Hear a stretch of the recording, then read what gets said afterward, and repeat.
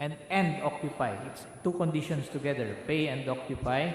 The housing board will have the opportunity or will have the authority or will be replacing them with someone else who is willing or a potential taker of the said property or loan or the unit, Mr. Speaker. Sa kanila na yung unit. So, ang point lang dito, I was asking because hindi aware ang miyembro ng ating APPNP na kayang i-forfeit ang kanyang unit because napakarami po ang ating PNP. Mga 150,000 ang ating AP, mga 130,000, napakarami po niyan. At iilan na po yung na-approve. At hindi natin alam doon sa mga na-approve kung may mga bahay yung mga yon. At yung mga talagang nangangailangan, matawag nating homeless soldiers and policemen, we're not able to avail of the housing program of the APPNP.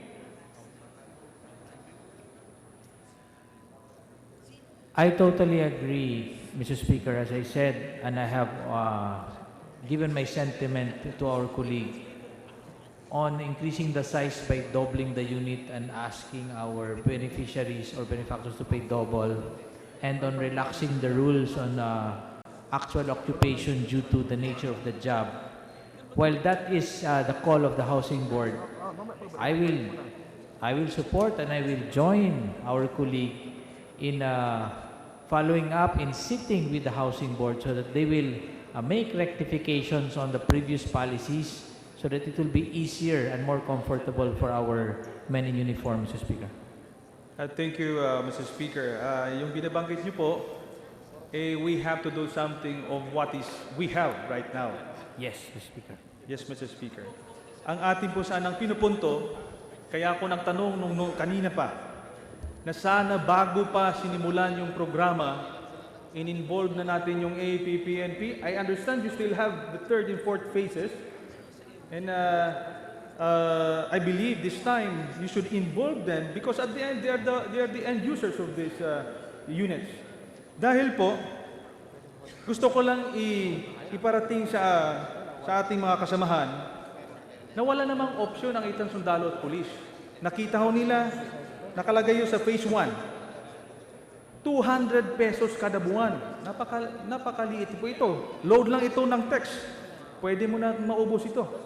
So nagtatry yung iba, investment anyway, pero wala po sa isip nila na titira o ilipat ang kanilang mga pamilya doon. And masasayang ang ating pondo dahil sinabi nyo nga kanina, 18.9 billion ng pera ng taong bayan, ng kaba ng bayan, ay mapupunta sa housing units ng APPNP. And yet, less than 30% ang nag-o-occupy ng units. At pag tinanong po natin sila, wala naman talaga silang desire na lilipat doon, dalhin yung kanilang pamilya. Kaso lamang, yan lang ang available. Sayang naman, 200 pesos lang. Investment din yan in the future. Pero kawawa din naman yung tunay na homeless na sundalo at kapulisan. Gusto ko lang isay po, Mr. Speaker. Naging isa po ito sa grievances ng Magdalo noon dahil nung ako po'y assign sa Lanao del Sur, napanood po namin sa TV na yung mga pamilya ng kapulisan at kasundaluhan ay nilalansag, dinidemolish ng gobyernong kanilang sinisilbihan. Ano po ang pakiramdam ng isang sundalo na nandoon po siya sa frontline in the service of our country, and yet yung pamilya niyang iniwan sa Manila dahil wala po siyang bahay ay dinidemolish po ng gobyerno din mismo. Kaya nga po, importante po ito sa moral ng ating kasundaluhan at kapulisan dahil paano pa siya lalaban kung hindi po siya mapalagay ang seguridad at welfare ng kanyang pamilyang iniiwan. So yun po, sana ay nasama po sila sa konsultasyon. Gusto ko lang isay na Mr. Speaker, kanina binanggit ko kahit luma na po yung batas 1982, BP 220, nakalagay po dito na 30% of the gross family income that will be provided at least within the 30%. Gusto ko lang i-cite, nandito po sa akin yung approved table of pay and allowances ng ating armed forces.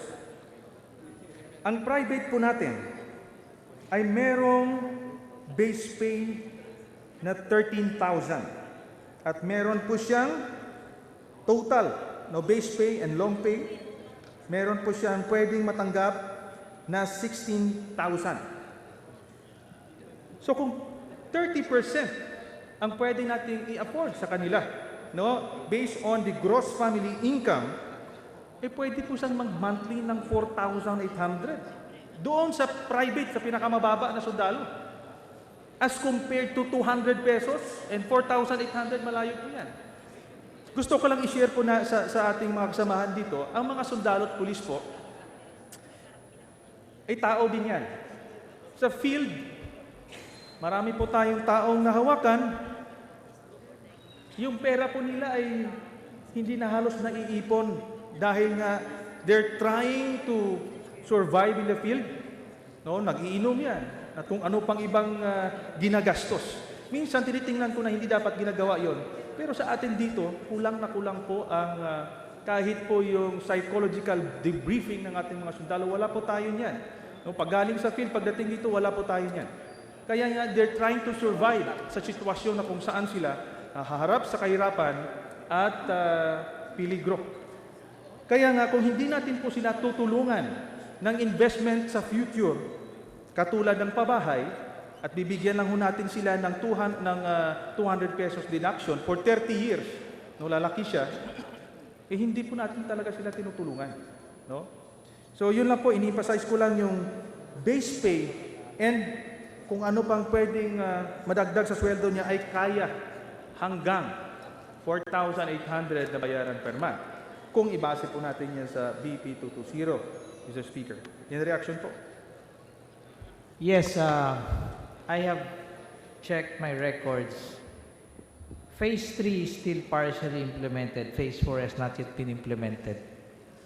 Our good colleague and his group or his team of advocates for the soldiers' housing can sit down with our housing agency so that any suggestions or improvements to the design can be accommodated. I have just talked to them, Mr. Speaker, and they said that since these are still partially implemented, there's still time for our good colleague to be able to introduce some possible improvements to the design so that it can be more habitable to our soldiers, Mr. Speaker. Thank you with that statement, Mr. Sponsor. I hope this time, even on the fourth stage, the armed forces will be involved in the planning. The third in the fourth stage. Third and fourth. Third and fourth. Third and fourth. I just would like to request from the sponsor the contracts of all the developers of the housing units of the APNP and the term of reference. So that malaman po natin kung exactly ano po yung specification ng mga units provided to our beneficiaries. So I have been asking with that, Mr. Speaker, Mr. Sponsor, but it was not provided to me. I hope NHA will provide the said documents, Mr. Sponsor. I will commit to that in behalf of the housing agencies, Mr. Speaker. Thank you, Mr. Sponsor. I just would like to raise one issue. The armed forces have so many military reservations in the country. I'll just cite one example. The camp at Hamindan Capiz, 3rd Infantry Division. Meron pong 33,000 hectares yun. Napakalaki po yan. We have the Fort Magsaysay sa Nueva Ecija. By the tens of thousands ang laki ng lupain dyan. Hindi po ba dapat magamit natin yung mga lupain na yon para yung amount that will be used will go to the housing unit itself para mas lalong gaganda. Kasi pag titingnan po natin dito ang inyong program, Phase 1 and Phase 2, around 70% of the amount goes to the land and the housing unit. So kung mabawas po natin ito sa total amount ng housing unit, kasi kasama yung lupa dyan, mas lalong lalaki at gaganda po ang mga units na binibigay natin sa AP. Ano po yung reaction nyo dito? Well, the housing agencies are open to any discussion regarding the matter. Initially, I see that they have a problem sometimes on squatting on the said areas to be developed. But I am sure that the AFP can take care of that. But at least the room for discussion on how to go forward or move forward is open, Mr. Speaker. Thank you, Mr. Sponsor. And hindi lamang po yung lupa. Actually po yung ating armed forces ay meron pong Corps of Engineers. Kaya pong mag-construct ang AAP para po pwedeng share ng ating armed forces yan. Wala na halos, dina-downsize po natin ating AAP Corps of Engineers, nawawalan po sila ng function dahil ang lahat ng implementing agency, lahat ng infrastructure, ang implementing agency ay DPWH. So nawawalan po ng role ang ating Corps of Engineers na nung noon sila pong gumagawa ng mga daan doon sa far-flung areas na infested by the rebels at saka mga barracks at housing and facilities ng ating mga kampo. So, is the NHA open to avail the services of the AP Corps of Engineers so that we can lessen the expenses and we can provide the remaining amount to the unit itself? I believe that years back they tried to harness the engineering corps. But I know now that the engineering corps is much more strengthened, especially that Congress budgeted more heavy equipment for the engineering core of the AFP. In any case, Mr. Speaker, they are open to discussion regarding that matter. I believe that is a fantastic idea, Mr. Speaker. Thank you, Mr. Sponsor.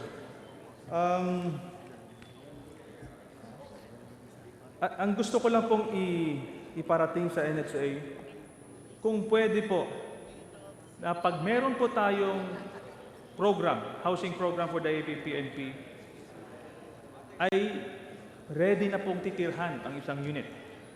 Ibig sabihin, kompleto na po yung bahay, meron ng door, meron ng jalousies.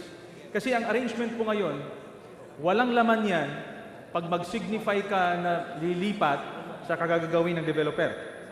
Doon pa lang sa pag-signify na aayusin yung mga existing nyo, takes a very long time. Kaya nga po ang iba, nawawalan ng gana, natagalan dahil hindi po madali ang pag-follow up sa NHA. So ang aking pong suggestion, gawin na pong kompleto ang bahay. Anyway, kanila yan. Whether titirhan nila o hindi, nagbabayad na dyan sila, wala ho silang ligtas dahil may salary deduction. Not only that in the present housing units of the APPNP, but in the future, ang ating sana pong desire na pag ang bahay na lilipatan ay kompleto na po, yung mga amenities ay kompleto na po. And to include also in the contract that if they will not occupy the housing unit at a certain period of time, they're going to forfeit their housing unit in that development site. Kasi po alam ko marami pa hong applications diyan na hindi ina-approve. Marami din yan yung wala talagang bahay. Yung iba may bahay na hindi niya nga natin alam ng NHA na yung nag-avail ngayon ay merong bahay po yan. O nagkataon lang nauna sila. And to tell you, Mr. Speaker and Mr. Sponsor, ang karamihan pa dyan naka-avail ay nasa headquarters. No? So, ilagay po nating provision yon so that pag nilipatan, pag nakita niya talagang kalipat-lipat ang lugar, secured, no? Merong facilities, may kuryente, may tubig as soon as possible. Kasi nga, kahit anuhin man natin, katulad doon sa Baras Rizal, wala pa pong connection ang tubig doon. No? Hindi ba ho nakasama sa consideration yan? So the point, Mr. Speaker, ang unit should be within the paying capacity of the average paying capacity of AAP and PNP personnel, and the design should be based on what is commonly or jointly agreed by the AAP, PNP, and the NHA. I believe 100% po occupancy niyan. Ma-occupy po yung ating mga units. Ngayon po, Mr. Speaker, itanong ko lang po, ano pong mga amenities ang ilalagay natin sa loob ng ating housing units ngayon? Inside the, if of course, outside as the community, we can have a multi-purpose building, a court, a school, because we're building communities. But inside the house, for now, it will be the basic door, toilet, which will only be installed as soon as the occupant will start to occupy. Otherwise, the burden of guarding those things will be to the developer. More than that, another problem will be if we put it at a fully furnished stage, while the cost will increase, again, the burden of guarding the said amenities that we will put in will be at the burden of the developer until such time that the occupant will actually occupy the said area.